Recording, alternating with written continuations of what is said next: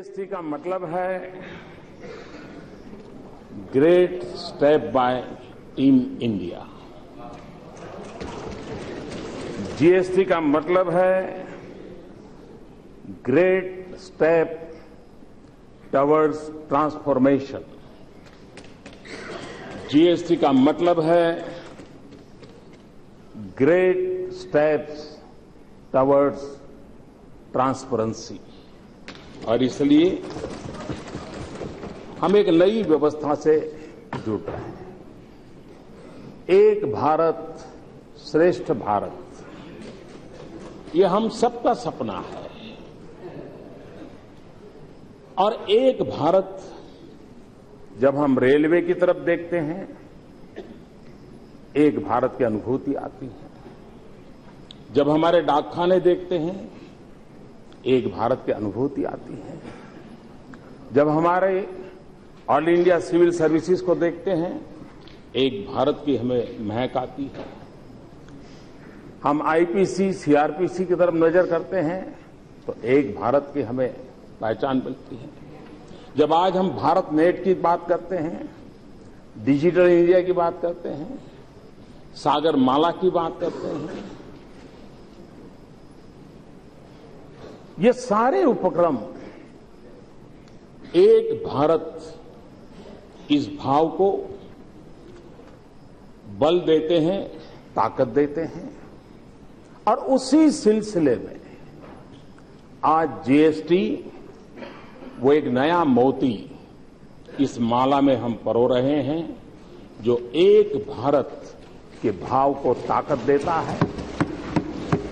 ये सिर्फ कर व्यवस्था नहीं है। सब राज्य और केंद्र मिलकर के एक ऐसी व्यवस्था विकसित करे जिसमें छोटा सा छोटा राज्य हो या बड़ा सा बड़ा राज्य हो, सबको ये व्यवस्था अपनी लगे। ये एक भारत को ताकत देने वाली बात है। और उस अर्थ में मैं इसका बड़ा महत्व समझता हूं। कभी कभी जीएसटी को लेकर के संशय भी रहे। मैं जब मुख्यमंत्री था, मेरे मन में भी बहुत संशय थे। प्रणब मुखर्जी साहब से मैंने कई बार उस पर विचार विमर्श भी किया था। और आज जीएसटी को एक मुख्यमंत्री के नजर से देखने के कारण, प्रधानमंत्री बनने के बाद उन मुद्दों को एड्रेस करना मेरे लिए सरल रहा। वो अनुभव मुझे काम आया। और उसके कारण उस समय राज्यों की जिन बातों को हम एड्रेस नहीं कर पाते थे,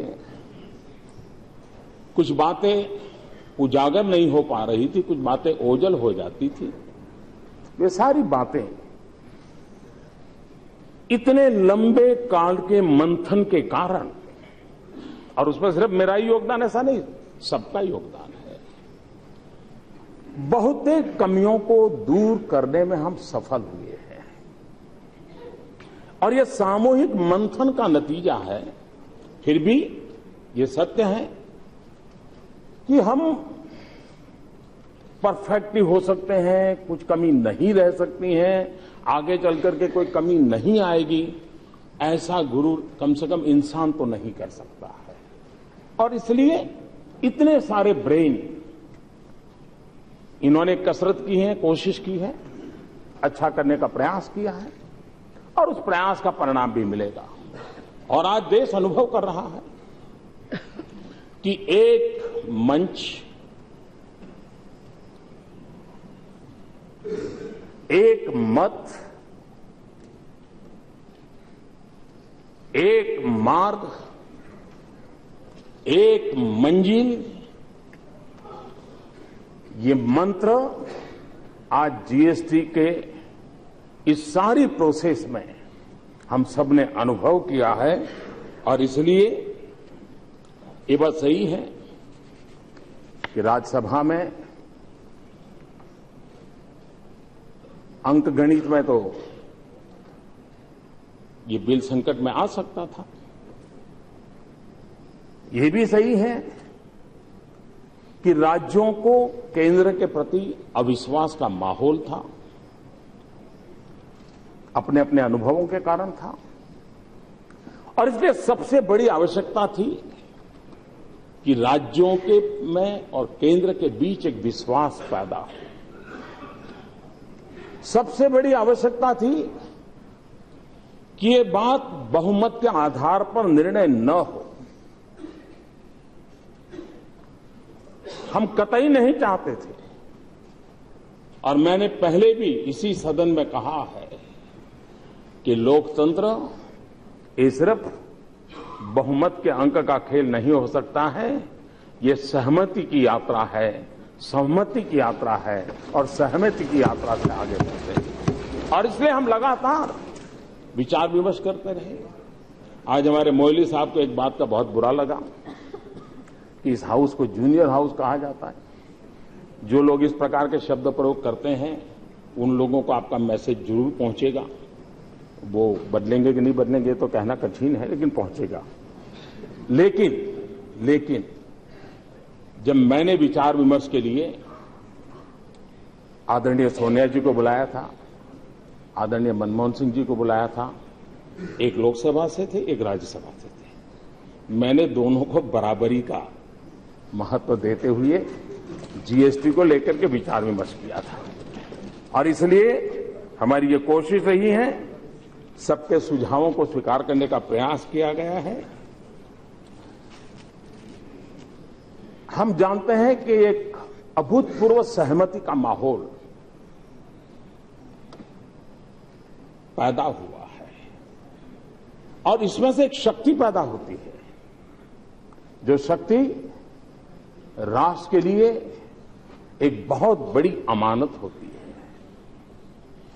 हम सब अलग अलग राजनीतिक विचारों से जुड़े हुए हैं, राजनीति हम लोगों के जहन में है, और हमारी बातों में कहीं न कहीं वो आ जाना भी बहुत स्वाभाविक है।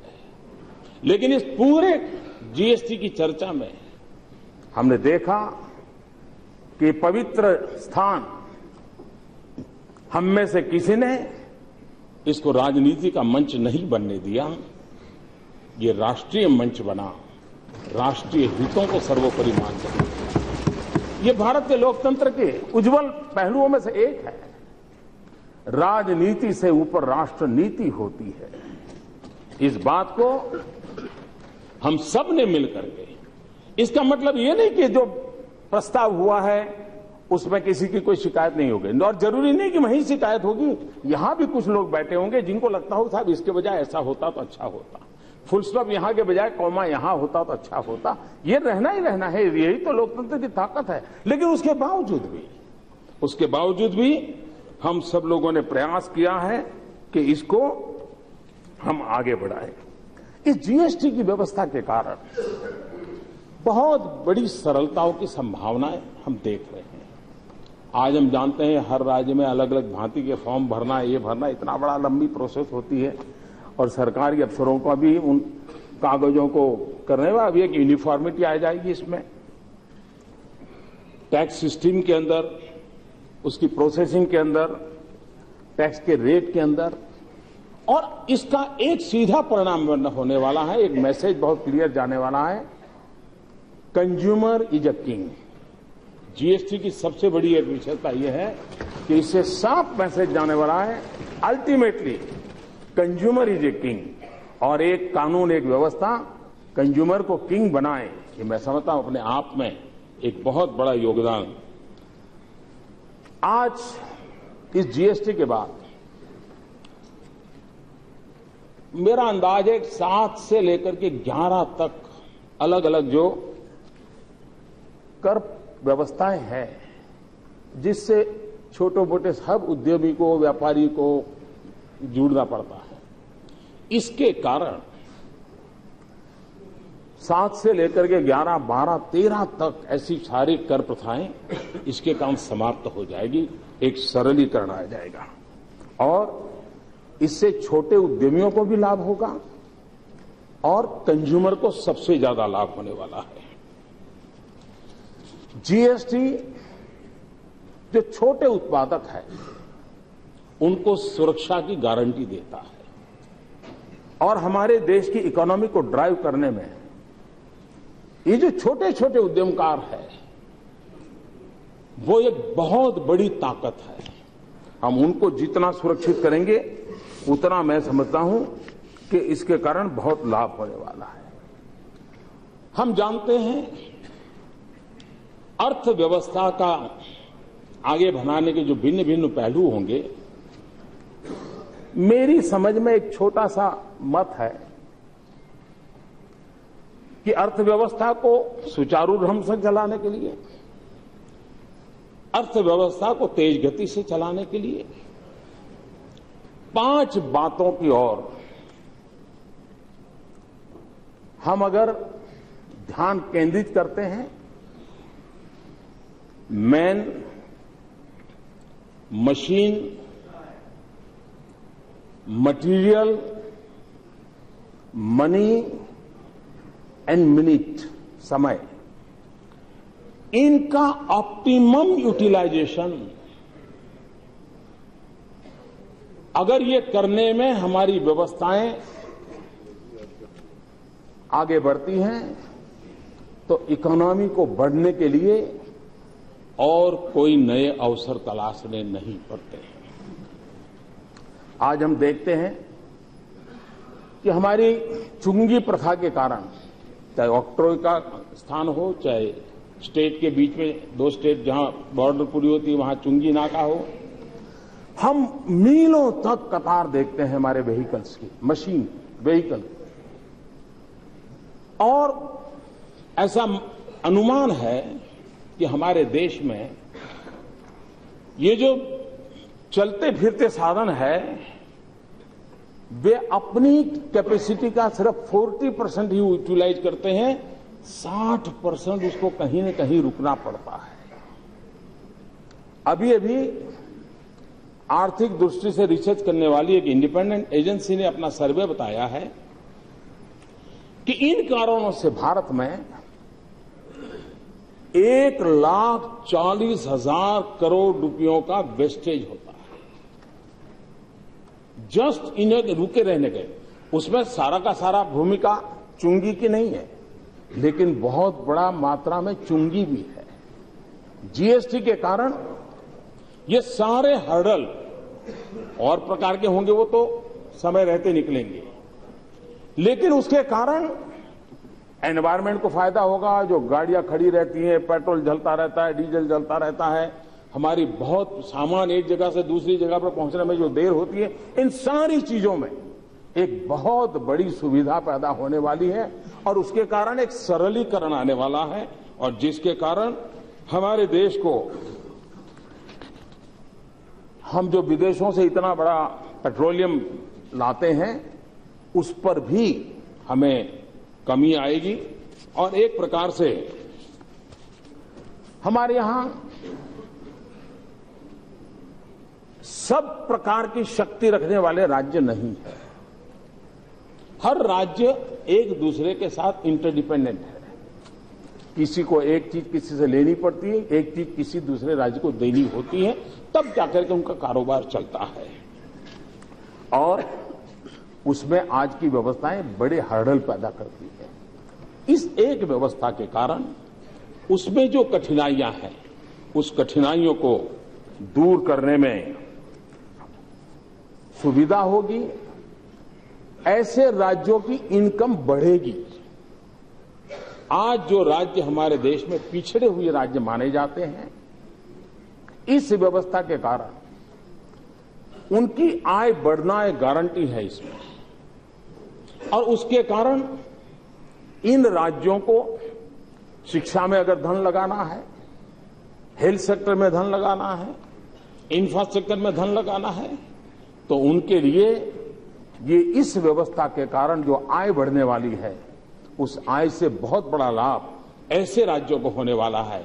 और ये बात निश्चित है कि भारत के विकास के लिए पश्चिम में जिस प्रकार से विकास हम देख रहे हैं, सबसे पहली आवश्यकता है हिंदुस्तान के पूर्वी हिस्सा, उसको उसकी बराबरी तुरंत लाना चाहिए, वरना ये असंतुलित विकास देश को तेज गति से नई ऊंचाइयों पर पहुंचाने में रुकावट पैदा कर सकता है। जीएसटी के कारण ऐसे राज्यों को एक नया अवसर मिला है और मैं आज ऐसे राज्यों से अनुरोध करूंगा कि जीएसटी लागू होने के बाद वे मैक्सिमम फायदा इसका उठाएं। जो धन उनके पास आए उस धन को राज्य की मूलभूत चीजों पर अगर बल देंगे, देखते ही देखते देश जिन सपनों को देख रहा है उन सपनों को हम पूरा कर पाएंगे। जीएसटी के कारण ये बात सही है, मैन्युफैक्चरिंग स्टेट के सामने कुछ तकलीफें हैं, कंज्यूमर स्टेट को ज्यादा फायदा होने वाला है, लेकिन भारत सरकार ने जीएसटी के माध्यम से उनको कॉम्पनसेट करने के लिए जीएसटी में इसका प्रावधान किया गया है और इसका फायदा जिन राज्यों को ये तकलीफ होने वाली है उसका भी समाधान इसमें होने वाला है। आमतौर पर दो भाइयों के बीच भी अगर झगड़ा हो जाता है सगे भाई के बीच में, तो या तो संपत्ति के कारण हो सकता है, राज्य और केंद्र के बीच का तनाव भी ज्यादातर या तो प्राकृतिक संसाधनों को लेकर के रहता है या तो संपत्ति को लेकर के रहता है। भाई इतना टैक्स है, हमें क्या देते हो, ये मिलना चाहिए, वो मिलना चाहिए, रहता है। इस व्यवस्था के कारण एक ट्रांसपेरेंसी आएगी, केंद्र और राज्य से कितना धन एकत्र हो रहा है, किस खजाने में कितना जमा हो रहा है, ये राज्य को भी पता भी होगा, केंद्र को भी पता होगा और लिखित नियमों के आधार पर उसका बंटवारा भी होगा और उसके कारण फेडरल स्ट्रक्चर में सबसे बड़ी आवश्यकता होती है विश्वास। ये विश्वास पैदा करने के लिए एक बहुत बड़े कैटलिक एजेंट के रूप में ये नई व्यवस्था काम आने वाली है, जो भारत के फेडरल स्ट्रक्चर को मजबूत करने वाली है। और ये जो भी टैक्स कलेक्शन होगा वो दोनों की जानकारी में होगा, जिसके कारण बहुत सुविधा बढ़ने वाली है। अच्छा होता हमारे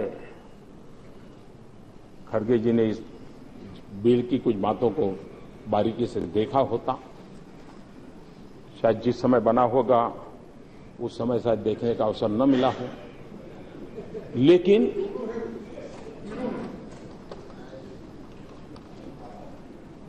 कभी बताऊंगा।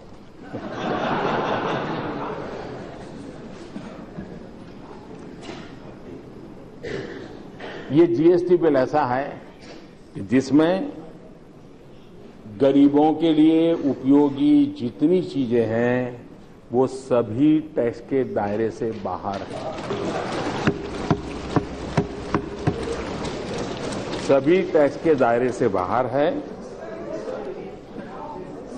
कंज्यूमर इन्फ्लेशन निर्धारित करने के आइटम में लगभग 55% फूड और जरूरी दवाएं ये जीएसटी के बाहर है और इसलिए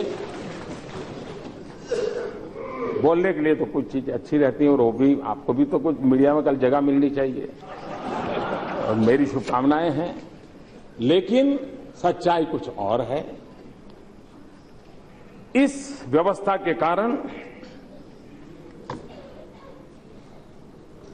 कभी कभार कुछ चीजें कैसे फायदा करती हैं। हम लोगों को मालूम है कि हमारे देश में रेवेन्यू और फिस्कल डेफिसिट ये हमेशा एक रहता था, फिर कर्ज करो, फिर राज्य कर्ज में डूब जाए, ये चलता रहता था।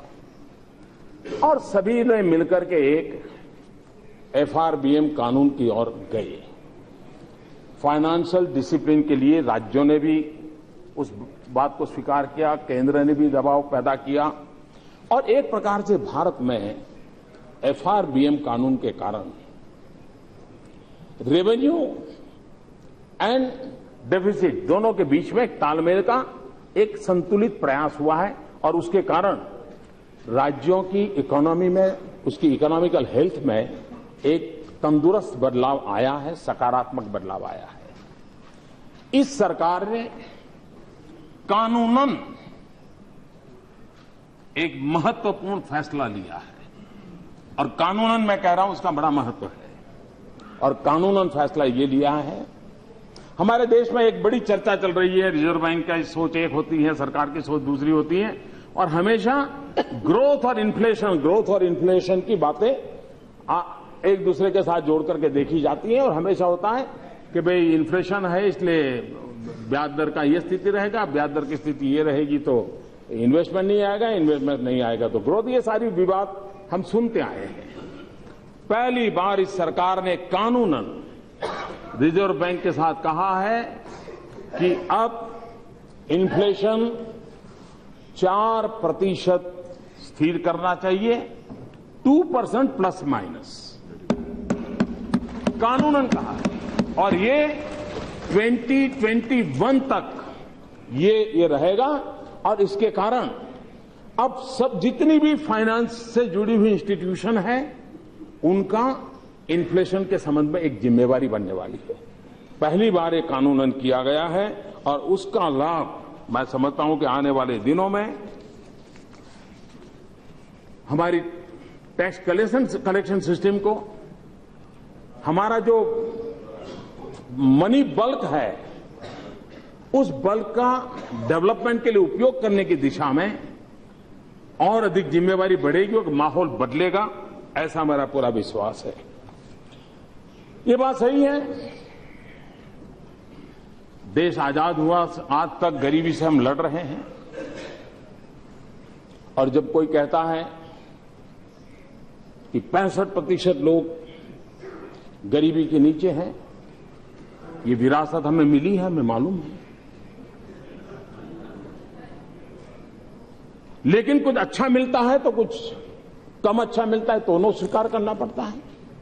अब हमारे भाग्य में देश की गरीबी हमारे नसीब में आई है, लेकिन गरीबी के खिलाफ लड़ने की इच्छा हम सबकी है और यहां बैठे हुए इस पार हो उस पार हो सबकी है। तरीके अलग अलग हो सकते हैं।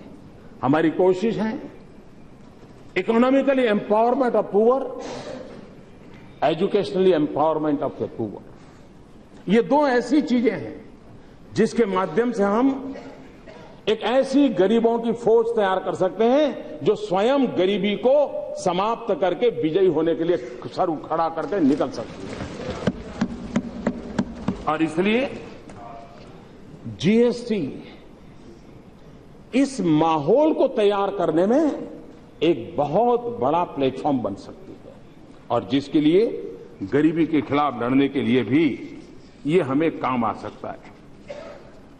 हम जानते हैं छोटे उद्यमकार बैंकों में लोन लेने जाते हैं, उनको कितनी दिक्कत होती है। हम कोशिश कर रहे हैं ये पुरानी आदतें बदलाव आए इसके लिए, लेकिन अब इतने सालों की आदतें कैसे बदलेगी, मेहनत तो कर रहे हैं। लेकिन ये सच्चाई है कि काफी बुरी आदतें पड़ी हुई है। छोटे उद्यमकारों को बैंक में अगर लोन लेनी है तो 50 कागज मांगेंगे, हर कागज को क्वेश्चन करेंगे, क्वेश्चन करके रिजेक्ट करेंगे और उनकी पसंदगी के लोगों को वो पैसे दे देंगे। जीएसटी के कारण हर व्यक्ति का आर्थिक कारोबार का खाका सर्टिफाइड रूप में एवरी मिनट अवेलेबल होगा। वो जब बैंक में उस खाके को रखेगा, किसी बैंक के पास डिस्क्रिमिनेशन करने की कोई ताकत नहीं होगी कि इसको लोन देना कि नहीं देना। गरीब से गरीब व्यक्ति को भी ये एक ऐसा सबूत सामान्य मानवी के हाथ में आने वाला है जिस सबूत के माध्यम से वो सामान्य कारोबार करने वाला व्यक्ति भी, दूध बेचने वाला हो, चाय बेचने वाला हो, नाई हो, अखबार बेचने वाला हो, छोटा व्यक्ति भी वो अपनी चीजों को लेकर के इस काम को कर सकता है। और इसलिए जीएसटी का सबसे बड़ी ताकत है टेक्नोलॉजी की और उसके कारण रियल टाइम डाटा अवेलेबल होगा। और जब रियल टाइम डाटा अवेलेबल होता है तो व्यक्तियों को अपनी ताकत, अपनी क्षमता उसको सबूत के रूप में पेश करने में कभी कोई दिक्कत नहीं आती है और उसके कारण उसको इसका लाभ मिल सकता है। इसके कारण सहज रूप से जब धन की उपलब्धि होती है तो एक प्रतिस्पर्धा भी आती है। मैन्युफैक्चरिंग की प्रतिस्पर्धा की संभावनाएं बढ़ती है और जब मैन्युफैक्चरिंग की प्रतिस्पर्धा बढ़ती है तब अर्थरचना को गति मिलती है, नए लोगों के लिए रोजगार उत्पन्न होते हैं और इस व्यवस्था के कारण मनी फ्लो बढ़ने के कारण रोजगार की संभावनाएं भी बढ़ने के लिए इस व्यवस्था के तहत पूरा अवसर मिलने वाला है। हमारे देश में निवेश बढ़ाने की दृष्टि से टैक्स टू जीएसडीपी रेशियो ये हमेशा एक क्वेश्चन मार्क के साथ चलता रहा है। इस नई व्यवस्था के कारण ये सवालिया निशान हमेशा हमेशा के लिए मिट जाएगा और इसके कारण राज्य भी अपने निर्णय करके विकास के, इंफ्रास्ट्रक्चर के, सोशल सेक्टर की मदद करने के सारी बातों को तेज गति से आगे बढ़ा सकते हैं और मैं समझता हूं कि इसको बढ़ा पाएंगे। कभी कभार हम लोग भ्रष्टाचार के खिलाफ बहुत कुछ कहते हैं, लेकिन भ्रष्टाचार को खत्म करने के लिए व्यवस्थाओं को भी उतना ही मजबूत बनाना पड़ता है। व्यक्ति अच्छा ही करेगा, इस विश्वास के साथ इतनी बड़ी बातें चल नहीं सकती। अगर व्यवस्थाएं ठीक होगी तो गलत इंसान को भी व्यवस्थित रहने के लिए मजबूर होना पड़ता है। इस जीएसटी के कारण जो टैक्स चोरी करने की जो बातें होती है, हम जानते हैं हमारे यहां कच्चा बिल और पक्का बिल, ये शब्द ट्रेडर्स में बड़ा पॉपुलर है, कच्चा बिल और पक्का बिल।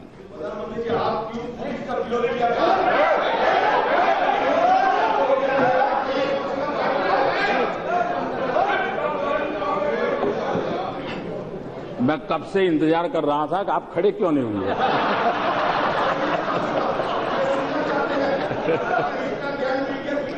प्लीज आप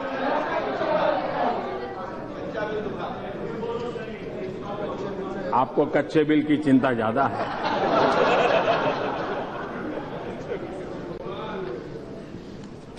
ये हमारे देश में एक कारोबार कच्चा बिल पक्का बिल, जीएसटी के कारण व्यापारी स्वयं प्रेरित होगा पक्के बिल के लिए। इसलिए जैसे अगर मानो हमारा हेल्थ इंश्योरेंस है, अगर हेल्थ इंश्योरेंस है तो हम क्या करते हैं, हमारे मेडिकल सारे बिल बराबर संभाल के रखते हैं, कोई इधर उधर न जाए। क्यों? क्योंकि हमें मालूम है कि वो सारा रहेगा, तब जाकर के मैं क्लेम कर पाऊंगा, तब जाकर के मुझे पैसे मिलेंगे। जीएसटी में वो व्यवस्था है कि जो भी व्यक्ति हैं वो अपने बिल प्रस्तुत करेगा, उसके हित की जितनी चीजें उसका रिफंड मिल जाएगा। और इसलिए ये जो पुरानी जो है कच्चे पक्के की दुनिया एक प्रकार से काले धन को भी वो मोबिलाइज करती है, इस पर ये पूरी तरह रोक लगा देगी, पूरी तरह ये बंद हो जाएगा। ये एक प्रकार से भ्रष्टाचार को, काले धन दोनों को समाप्त करने में ये व्यवस्था काम आने वाली है और उसकी दिशा में हम लोग प्रयास कर रहे हैं और मैं समझता हूं कि इसको लाभ मिलेगा। हम जानते हैं कि हमारे देश में टैक्स कलेक्शन के पीछे बहुत बड़ी फौज लगी रहती है, ऊपर से नीचे तक, और कलेक्शन का कॉस्ट भी बढ़ता जा रहा है। इस व्यवस्था के कारण, सभी ऑनलाइन होने के कारण, टेक्नोलॉजी आधारित होने के कारण हमें कॉस्ट ऑफ कलेक्शन में बहुत कमी आएगी, जो पैसे देश के गरीब व्यक्ति के विकास के, भलाई के लिए काम आएंगे। उसी प्रकार से जहां पर भी सरकारी व्यवस्थाओं को इंटरफियरेंस का अवसर मिलता है तो कहीं न कहीं से करप्शन की बू आना शुरू हो जाती है। ये एक ऐसी व्यवस्था विकसित हो रही है जिस व्यवस्था के कारण करप्शन इस पूरी कलेक्शन की प्रक्रिया में जीरो की तरफ जाएगा और उसके कारण भी देश को भ्रष्टाचार मुक्त बनाने की दिशा में हमें अवसर मिलेगा। यहां डाटा इंटीग्रेशन होने वाला है, यानी कच्चे माल से लेकर के अंतिम प्रोडक्ट तक हर जगह पर वो कहीं न कहीं ऑनलाइन रजिस्टर होते जाने वाला है। और इसलिए नेचुरल कोर्स में क्रॉस चेकिंग की व्यवस्था है, और क्रॉस चेकिंग की व्यवस्था होने के कारण कहीं पर भी कोई चोरी तुरंत पकड़ी जाती है, कहीं पर भी गलत हुआ है, गलती हुई है, पकड़ी जाती है, और उसके कारण एक प्रकार की सीमलेस व्यवस्था, ये सीमलेस व्यवस्था हमें लाभ करेगी।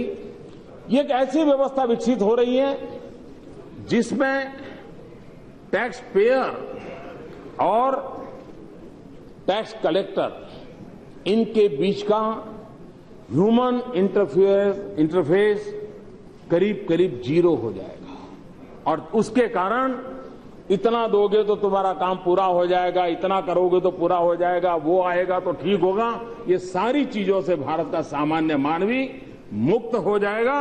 और उसकी दिशा में मैं समझता हूं कि हमें बहुत बड़ा लाभ मिलने वाला है। जीएसटी के कारण एक प्रकार से टैक्स पेयर का व्यवस्था ही ऐसी बन रही है कि जिसमें उसको ईमानदारी से मुनाफा होता है। जितना वो देगा उसको पता चलेगा मुझे इतना मिलने वाला है, और उसके कारण इस चीजों को हम काले धन को रोकने में भी सफल होंगे। राज्य और केंद्र के टैक्स के आंकड़े एक ही जगह पर उपलब्ध होंगे, और रजिस्ट्रेशन हो, रिटर्न हो, टैक्स पेमेंट की डिजिटल व्यवस्था हो, ये सारी चीजें ऑनलाइन होने के कारण ट्रांसपेरेंसी के लिए एक बहुत बड़ा प्लेटफॉर्म हम इसमें पा सकते हैं और पाएंगे। आगे की दृष्टि से अरुण जी हमारे सामने रखेंगे। हमारे लिए आज तो यहां मतदान करके इस पवित्र कार्य को पूरा करेंगे, लेकिन 16 से अधिक राज्य जितना जल्दी इसको पारित करें ये आवश्यक होगा। उसके बाद भी कई संवैधानिक व्यवस्थाएं हमको पूरी करनी होगी, और भी कई कानून, सेंट्रल जीएसटी है, इंटीग्रेटेड जीएसटी है, स्टेट जीएसटी है, ये सारे हमें कानून पारित करने होंगे। लेकिन इन सारी प्रक्रियाओं के लिए आज एक दरवाजा खुल रहा है, और हम एक शुभ शुरुआत के साथ हम आगे बढ़ रहे हैं, और उसका परिणाम मैं समझता हूं कि आने वाले दिनों में हमें मिलने वाला है। ये भी सही है कि हम लोगों को, क्योंकि नया विषय होता है तो लोगों की शिक्षा भी जरूरी होती है, आईटी प्रिपेयर्डनेस की जरूरत है, लीगल प्रिपेयर्डनेस की आवश्यकता है, टैक्स अथॉरिटी ऑफिशियल्स की प्रिपेयर्डनेस की आवश्यकता है, कंज्यूमर की भी प्रिपेयर्डनेस के लिए हमको काम करना पड़ेगा, और तब जाकर के हम इस काम को कर पाएंगे। मेरा कहने का तात्पर्य यह है, दुनिया में लोकतंत्र के जो बड़े माहिर देश माने जाते हैं, लोकतंत्र की दृष्टि से दुनिया को उपदेश देने का जो सामर्थ्य रखते हैं, ऐसे देशों में भी फाइनेंस बिल जैसी महत्वपूर्ण बातें भी कभी कभी करा पाना बड़ा मुश्किल जाता है।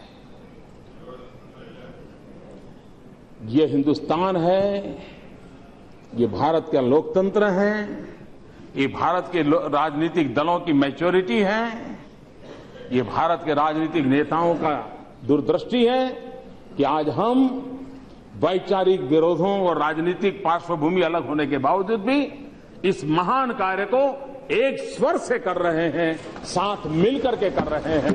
ये अपने आप में भारत के लोकतंत्र की बहुत बड़ी ताकत है। एक परसेप्शन जो भी बाहर बनता हो, लेकिन आज मैं इस सदन के सामने बड़े गर्व के साथ और नम्रता के साथ और सभी राजनीतिक दलों का सम्मान करते हुए, गौरव करते हुए, इस सदन में जहां भी बैठे होंगे, यहां बैठे हो, सामने बैठे हो, न्यूट्रल बैठे हो, लेकिन हम इस बात के लिए गर्व कर सकते हैं कि इस सरकार को करीब 100 सप्ताह से ज्यादा समय हुआ है, लेकिन इन 100 सप्ताह से ज्यादा समय में इसी सदन ने 100 से ज्यादा कानून पारित किए, सेंचुरी पार कर दी। यही तो इस सदन की ताकत है और यही देश के लोगों में एक नया विश्वास जगाती है और इस काम के लिए सबकी सकारात्मक भूमिका रही है। सब अभिनंदन के अधिकारी हैं और मैंने जब ऑल पार्टी मीटिंग हुई थी तब भी कहा था कि इसका यश सबको जाता है, सभी सदस्य को जाता है, सभी राजनीतिक दलों को जाता है। लगातार जिन जिन लोगों ने प्रयास किया है उन सबको जाता है और मुझे मेरे अपने विचार रखने के लिए अवसर मिला। मैं अध्यक्ष महोदय जी, सदन का हृदय से बहुत बहुत आभार व्यक्त करता हूं और हम सब मिलकर के इस कदम की ओर आगे बढ़े, यही शुभकामनाएं देता हूं। बहुत बहुत धन्यवाद। मेरे दलित भाइयों पर वार करना बंद कर दीजिए। वार करना है तो मुझ पे कीजिए, गोली चलानी है तो मुझ पे चलाइए, मेरे दलित भाइयों पर मत चलाइए।